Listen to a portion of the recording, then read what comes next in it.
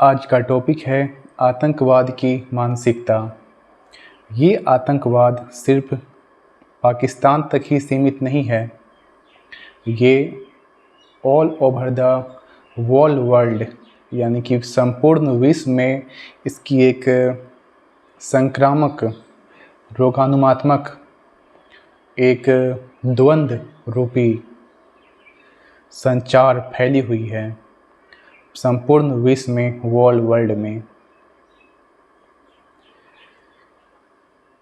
इसकी जड़ कहाँ होती है? इस आतंकवाद की जड़ें कहाँ होती है? अगर हम देखें शाब्दिक रूप से, सेंचुरीज ऑफ पहले से, जब आपके पास कोई संसाधन नहीं होता, आपके पास घर नहीं होता, कार नहीं होती, भोजन करने को अन्न नहीं होता, अच्छी स्कूल्स नहीं होती, हॉस्पिटल्स नहीं होते, शॉपिंग करने के लिए मॉल्स नहीं होते, मार्केट की एक सप्लाई चेन नहीं होती, आपका कोई लीडर नहीं होता, ना कोई आपका समाज होता है, और इन सब के रहने के बावजूद भी अगर आपकी उम्मीदों पर 1% भी कोई भी राजनेता या राष्ट्र नेता खरा नहीं उतरता, तो आप एक अपना अलग मार्ग चुनते हैं। एक ऐसा मार्ग जहाँ की प्रकृति जंगल होती है और उस जंगल के सारे तत्व ही आपके पेरेंट्स होते हैं। आपका खाना, रहना, सोना, घूमना, शासन करना, आपकी जननी, आपकी महादेवी, आपका अन्नदाता, आपका पिता जंगल ही होता है, वन ही होती है। ये एक अलग मानसिकता है, ये एक रिवॉल्यूशनरी मानसिकता है आतंकवाद की। इसे किसी ने बनाया नहीं, ये खुद ब खुद उभरा है। गलत सरकार की नीतियों की वजह से, उनकी गलत योजनाओं की वजह से, गवर्नमेंट की एक जालसाजी परियोजनाओं की वजह से ये मानसिकता उभरती है मनुष्यों में, ह्यूमंस में। ये एक अलग तरह की मानसिकता है। इस मेंटालिटी में आप कोई द्वंद्व नहीं ढूंढ सकते, क्योंकि ये स्वाभाविक है और प्राकृतिक रूप से आपके भीतर के उन घावों को जड़ से बांध देती है, जिसकी वजह से आप एक विरोधाभासी बन जाते हैं अपने समाज के हर एक हिस्से के लिए, अपने देश के हर एक नेतृत्वमान लीडरशिप मैन के गुणत्व के लिए। ये एक अलग बात है। पर मैंने जो देखा आज से लगभग 9 महीने पहले बांग्लादेश में जो हुआ अगस्त के महीने में, वो एक अलग तरह की मेंटालिटी थी, एक अलग तरीके का जीनोसाइड था, जिसमें हजारों लोगों की विचारों की मृत्यु हुई। सिर्फ लोगों की मृत्यु नहीं हुई, उसमें हजारों लोगों की विचारों की मृत्यु हुई। खात्मा हुआ आइडियोलॉजीज का। जब हम भारत की तरफ देखते हैं, भारत के जम्मू कश्मीर की तरफ, POK, पाकिस्तान ऑक्यूपाइड कश्मीर की तरफ, तब हम ये अनुमान लगाते हैं कि हम अपनी देश की सुरक्षा कर रहे हैं एक निरंतर सीमा पर।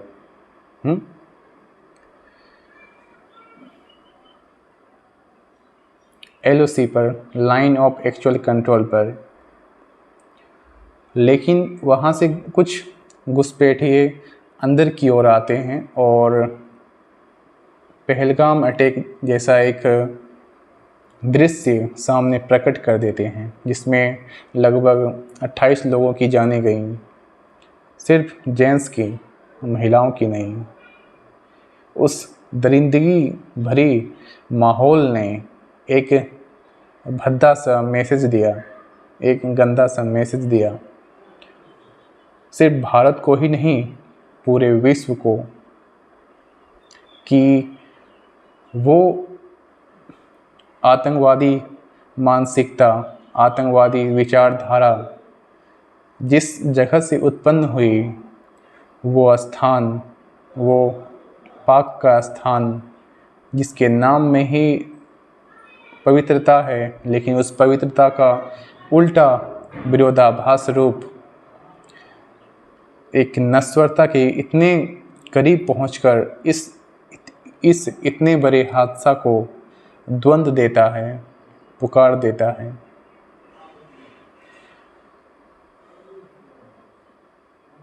अगर हम जानने की कोशिश करें कि इन सभी के पीछे कौन था, इस इंफॉर्मेशन वॉरफेयर के पीछे कौन था, सिर्फ एक व्यक्ति नहीं, सिर्फ एक ग्रुप नहीं, दल नहीं, बल्कि एक पूरा समाज, बल्कि पूरा एक देश सहयोगी था इन सभी के पीछे। सिर्फ आतंकवाद को अगर आप सरकार के दुष्प्रभावी नेतृत्व रूपी योजनाओं को या नीतियों को देंगे दोष, तो ये गलत होगा।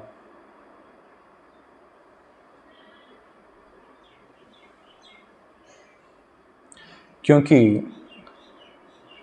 सिलेक्शन, चुनाव हमारे भीतर होता है। हम क्या चुनते हैं, हम क्या मानते हैं और हम क्या व्युत्पन्न करना चाहते हैं खुद के मस्तिष्क से, वो एक अलग ही लेवल की मानसिकता है। आप जहाँ रहते हैं, जिस समाज में आप रहते हैं, जिस कल्चर में आप पलते हैं, बड़े होते हैं, वो कल्चर का एक मूल दायित्व आपके ऊपर निर्भर करता है। आपके भाव में, आपके सभी उद्भवों में एक क्रिएटिविटी को रचते हुए आगे निरंतर होता है। आप उसे नष्ट कर रहे हैं, उस सकारात्मक सोच को, इसके जरिए। जब भी हम देखते हैं कि हमारे आसपास वो घटित हो रहा है, वो भाव, वो दुर्भाव, तो उसके पीछे किस तरह की एक संग्रहित कहानियाँ जुड़ी हुई होती हैं।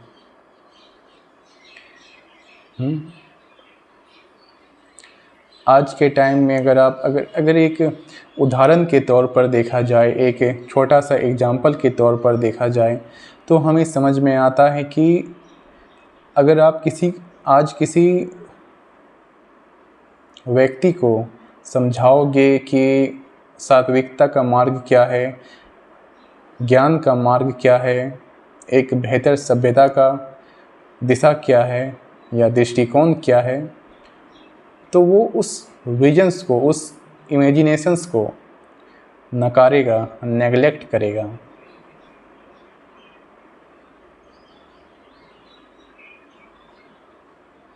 क्योंकि उसके घर में जो एक स्कूल खुला हुआ है, एक स्कूल तो वो है जो वो हर रोज़ जाता है, कॉपी किताब को बैग में रखकर और उस बैग को अपने पीठ पे टांग कर रोज़ स्कूल की ओर बढ़ता है, कई मील चलकर या किसी सवारी के ज़रिए चढ़कर वो वहाँ तक पहुँचता है। एक स्कूल तो वो है, लेकिन दूसरा स्कूल, सेकंड स्कूल, उसका घर है, उसका गृह है, होम। और वो होम स्वीट भी हो सकता है और स्वीटलेस भी हो सकता है।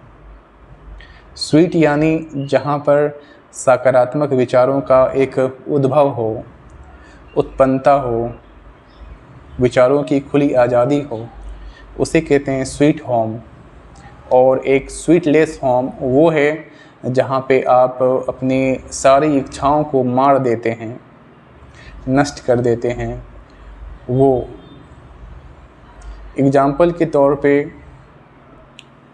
बुर्का प्रथा जो पाकिस्तान में बहुत अच्छे से प्रचलित है, वहाँ की महिलाओं के ऊपर जो दबाव पड़ता है वो मामूली नहीं है। वो बचपन से ही दबाव पड़ने की एक शुरुआत की कगार पर पहुँचते हैं। भविष्य में उसे एक मजबूरी, एक कशमकश में रखकर एक दंड रूपी एहसास का द्वंद्व दिया जाता है। हर दिन, हर सप्ताह, हर महीना, हर वर्ष हम देखते हैं, हम फिर भी जानने की कोशिश करते हैं कि हमारा समाज किस तरह बदल रहा है, किस तरह की रूपरेखा में खुद को अंकित कर रहा है, पर फिर भी वो साधारणता का मुख्य प्रमाण या मुख्य अभिरूप को लेकर किस तरह से नौ रूपी नौ धारणाओं को खुद के भीतर एक द्वंद्व, एक द्वेष प्रहारी में प्रवेश करता है। वो मूल सत्यता कहाँ जाकर नष्ट होती है, हमें उसे ढूंढना है, हमें उस पर प्रश्न करना है, हमें उस पर एक संकोच रूपी क्वेश्चंस वे क्वेश्चंस हमारे सरकार के प्रति होनी चाहिए और हमारी हर एक लीडर के प्रति होनी चाहिए, जिसके आवेश में, जिसके अवरोह में हम आकर एक निर्णय लेते हैं, जिसकी वजह से वो पूरा देश भुगतता है। हमें उस पर प्रश्न करना चाहिए, उस नीति पर, उस योग्य पर, उस क्लेमिटी पर।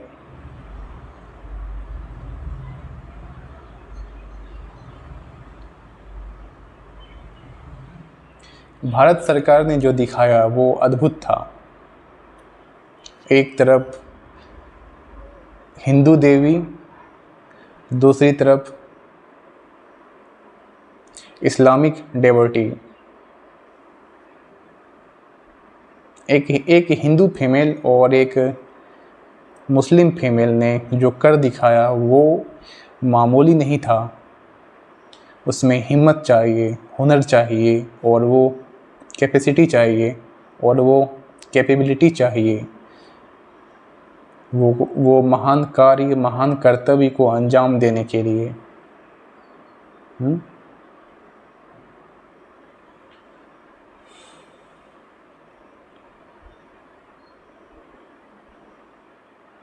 आखिरकार हम कैसे ख़त्म कर सकते हैं, हम किस तरह ख़त्म कर सकते हैं इस आतंकवाद की विचारधारा को या आतंकवाद की मानसिकता को? मैंने क्या कहा, आपने गौर किया उस बातों पर? मैंने कहा कि एक स्कूल तो वो होता है, एक विद्यालय तो वो होता है जहाँ पे आप एक दल में बैठकर विद्या को ग्रहण करते हैं, किताबी ज्ञान को, विज्ञान, आध्यात्म, दर्शन शास्त्र जैसे अलग अलग टॉपिक्स पे या गणित के अलग अलग अध्याय पे आप जानने की, समझने की कोशिश करते हो। वो एक अलग अलग बुक है, अलग किताब है। लेकिन जो दूसरा स्कूल है, जो दूसरा विद्यालय है, वो मनुष्यों का, उसका घर है, उसका स्वीट होम है, जो कभी कभी स्वीटलेस बन जाता है। तो आज का समाज अपने घरों को किस तरह की एक विद्यालय नुमी कक्षाएं प्रदान कराता है या ज्ञानपीठ की अभिलाषा प्रदान कराता है, ये आज के मानव समाज के ऊपर निर्भर कर रहा है। बांग्लादेश के वो लोग जिस दूषित विचारधारा से ग्रसित हैं, बांग्लादेश के वो तुच्छ लोग जो दूषित विचारधारा से पूर्ण ग्रसित हैं, इस तरह की जीनोसाइड को अंजाम दिए 5 अगस्त 2024 को, से वो लगातार चलता रहा सप्ताह तक। अब भी हो रहा होगा, अब भी हो रहा होगा। वहाँ का एक शहर है ढाका, ढाकेश्वरी देवी, जो महान महान कृतियों से, महान कृतज्ञताओं से वांछनीय है, जानी जाती हैं पूरे विश्व में, संपूर्ण विश्व में। लेकिन हम जब बात करते हैं पाकिस्तान की और इस विचारधारा की, जिसकी वजह से हमारे भारत पर अटैक हुआ, पहलगाम अटैक, वो पहलगाम अटैक एक ऐसा मैसेज था जो ज्वाला को भड़का रहा था। एक महान और एक द्वंद्व ज्वाला जो आपस में टकराते, वो एक अलग तरह की मौजूदगी का एहसास कराते वो मैसेज के प्रति।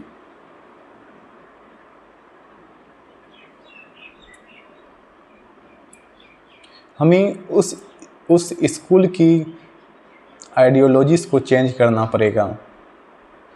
उस घर में किस तरह के लोग बसते हैं, किस तरह की मानसिकता, किस तरह की शिक्षाएं उस घर में दी जाती हैं, ये बहुत मायने रखता है आज के टाइम में भी और कल के टाइम में भी।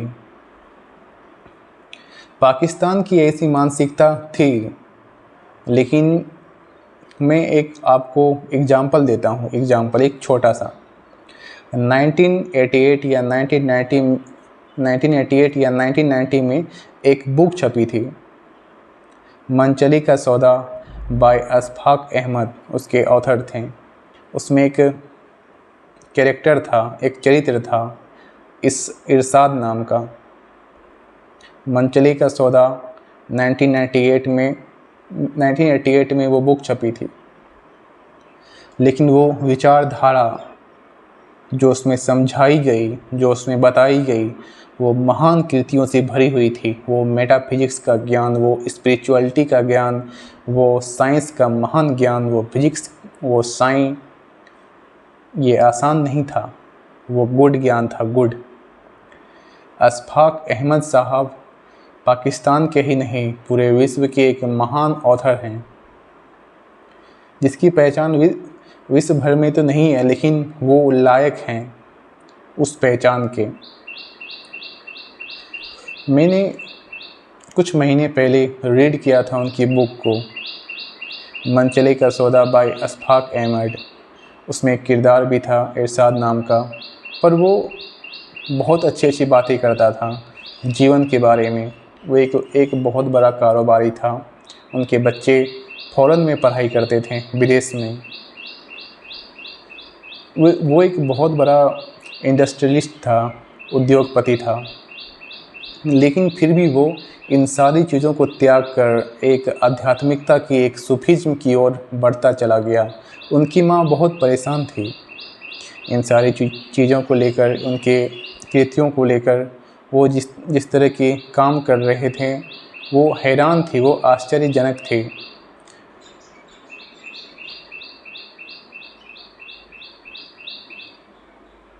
क्वांटम फिजिक्स की बातें की गई थी उसमें, क्वांटम फिजिक्स की।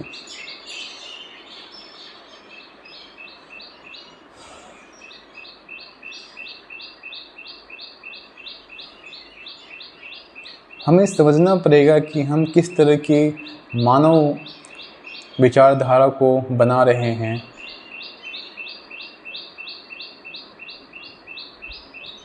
एक छोटा सा बालक जब उसका जन्म होता है तो उनका कोई नाम नहीं होता, कोई धर्म नहीं होता, कोई कास्ट नहीं होता, कोई रंग नहीं होता, कोई दल नहीं होता। वो बस एक शिशु रहता है, एक बालक रहता है।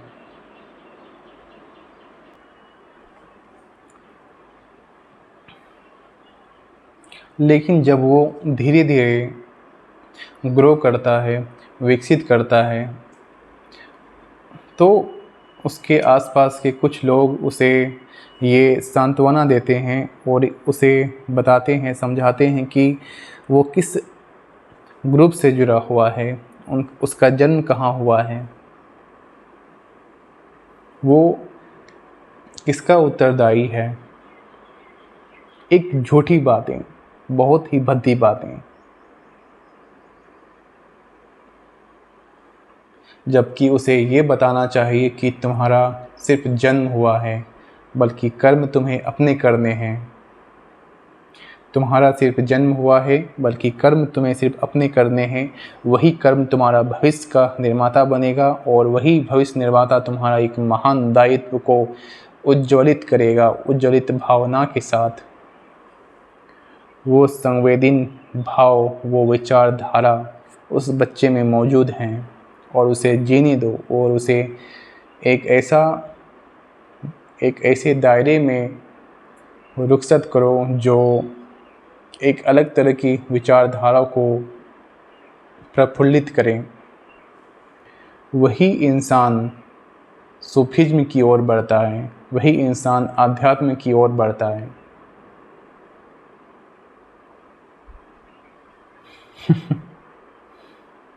तुम्हें समझना चाहिए कि वो क्या है। वो पॉइंट्स, वो ये सारे डॉट्स यहाँ पे कनेक्ट होते हैं। तुम्हें बस इस हिस्से को ठीक करना है, इस हिस्से को। ये हिस्सा जब ठीक हो जाएगा तो तुम्हारा ये वर्ल्ड, ये देखने का दृष्टिकोण, ये विजन्स खुद चेंज हो जाएंगे। क्या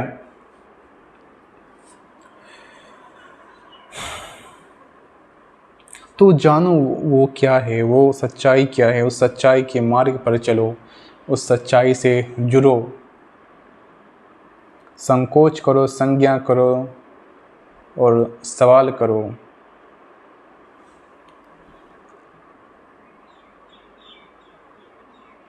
भारत की ऐसी कोई मानसिकता कभी नहीं रही, कभी नहीं। भारत ने कोई पहला युद्ध नहीं लड़ा किसी भी विश्व के अविचल धाराओं में या चल धाराओं में। कभी भी भारत ने फर्स्ट स्टेप नहीं उठाया युद्ध की ओर। वो हमेशा उदारवादी रहा है। अगर तुम्हारे हाथ में हथियार होंगे तभी मैं युद्ध लड़ूंगा। अगर तुम निहत्थे होगे तो कभी मैं तुम्हारे साथ युद्ध नहीं लड़ूंगा। ये भारत की विचारधारा थी, है और रहेगी। लेकिन भारत पे अगर कोई उंगली उठाएगा, कोई अपना द्वंद्व रूपी विचार को प्रकट करेगा या तोड़ने की कोशिश करेगा, तो भारत उसे, उस जीव की मानसिकता को झकझोर देगा, बिल्कुल डीप गहराई के साथ, ताकि वहाँ कोई ऐसा बीज दोबारा ना जन्म ले, ना उभरे, जो इस विचारधारा का अभिलाषी हो या नेता हो। तुम समझो तुम क्या हो। तुम इस आतंकवादी के विचारधारा से, इस माइंडसेट से क्यों जुड़ रहे हो।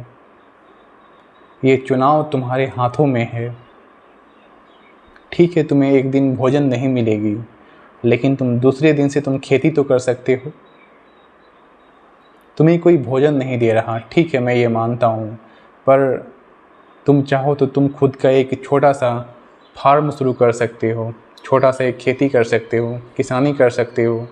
उस अन्न को तुम बेच सकते हो, उस अन्न को तुम खा सकते हो, उससे तुम्हारी जीविकोपार्जन चल सकती हैं। लेकिन ये आतंकवाद की ओर तुम्हारा बढ़ता हुआ ये स्टेप्स, ये सिर्फ तुम्हें नहीं, तुम्हारे आने वाली 7 पीढ़ियों को नष्ट कर देगा, उनके विचारों के साथ, उनके विचारों के खंडनों के साथ। तुम देखो कि तुम क्या कर रहे हो, और तुम्हारा जो कार्य है इस देश के प्रति किस फॉर्म में तब्दील हो रहा है। वो फॉर्म है या फॉर्मलेस है, ये तुम्हें समझना पड़ेगा। तुम जानो वो भाव क्या है। तुम्हारे ईश्वर ने तुम्हें क्या बताया है, तुम्हारे आध्यात्मिक महागुरुओं ने क्या बताया है। मैं नहीं मानता कि कुरान ऐसी बातें करता है। कुरान जो एक महान ग्रंथ है, भागवत गीता, श्रीमद् भागवत गीता, जो श्री कृष्ण के द्वारा अर्जुन को बताया गया था महाभारत के युद्ध के दौरान, युद्ध करो, चाहे वो तुम्हारा अपना सबसे नज़दीकी रिश्ता ही क्यों ना हो। अगर वो देश विरोधी हैं, राज्य विरोधी हैं या समाज विरोधी हैं, तो तुम्हें उसे नष्ट करना पड़ेगा। सिर्फ नष्ट ही नहीं, बल्कि उस विचारधारा को भी पूर्ण स्थानांतरित करना पड़ेगा किसी खंडहर में, किसी नरक में, हेल में। तुम वो हो जो इस पंच तत्वों को जुड़कर बने हैं। तुम्हारी साइकोलॉजी भी इस तरह की बातें नहीं करती। तुम्हारी जो ह्यूमन साइकोलॉजी है, मनुष्यों की मानसिकता है, वो भी इस तरह की बात नहीं करती। जिस तरह की पाकिस्तान की आज के युवाओं की मानसिकता बन चुकी है, मैं मानता हूँ कि उनकी भी गलती नहीं है, उनके आकाओं की गलती है, उनके सरदारों की गलती है जो उसे इस तरह के पाठ पढ़ा रहे हैं। पाकिस्तान का ही एक शहर है, एक प्रोविंस है, एक प्रांगण है बलूचिस्तान। वो भूमि, वो बलोचों की भूमि सिर्फ पाक ही नहीं, बल्कि एक महान दायित्वों को संभालने लायक, एक रंगीन, एक शुद्ध सकारात्मक चेतना की ओर बढ़ती हुई दिखाई देती है, बल्कि प्रतीत भी होती है बहुत भीतर से।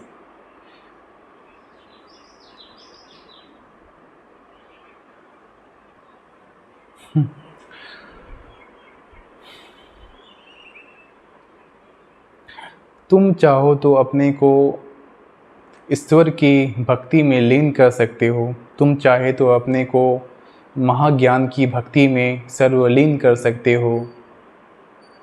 लेकिन तुमने इस कार्य में, इस मार्ग में अपना एक स्टेप भी नहीं रखा, अपना एक पग भी नहीं रखा। क्यों? क्योंकि तुमने खुद को नहीं जाना, इस स्व चेतना को नहीं जाना जो तुम्हारे भीतर बैठा है।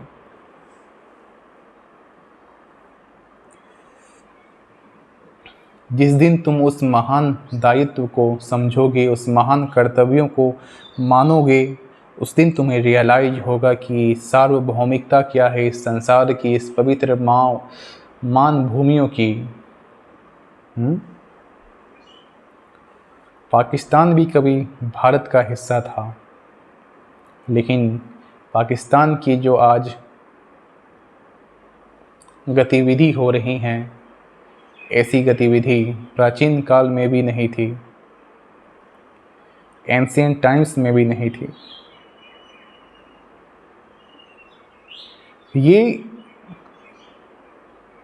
अनैतिक विचार, अनएथिकल आइडियाज़ कहाँ से उत्पन्न हो रहे हैं?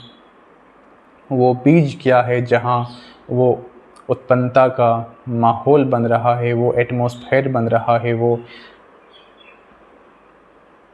कल्चर डेवलप हो रहा है जो कभी था ही नहीं। वो अब कैसे पॉसिबल है, वो अब कैसे संभावित है, हमें उसे जानना होगा। वो उस भाव को समझो, वो क्या है, तभी तुम अपने देश को, अपने समकक्षों को, अपने समाज को एक नई दिशा दे पाओगे। इस बढ़ते हुए, इस एक्सपेंस करते हुए ब्रह्मांड में भी, इस ब्रह्मांड में भी तुम स्वचेतना का अधिकारी बनो, इस महाचेतना का अधिकारी बनो। वो तुम्हें मार्ग दिखाएगा, सत्यता का महादायित्व देगा। उसके तुम संरक्षक बनो, उसके तुम संग मित्रा बनो, उसके तुम महेंद्र बनो। ओके।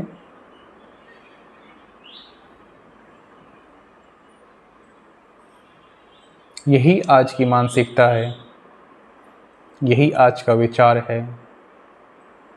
धर्म के साथ जियो और मर्म के साथ मरो। जय हिंद, जय श्री कृष्णा, जय योगानंदा।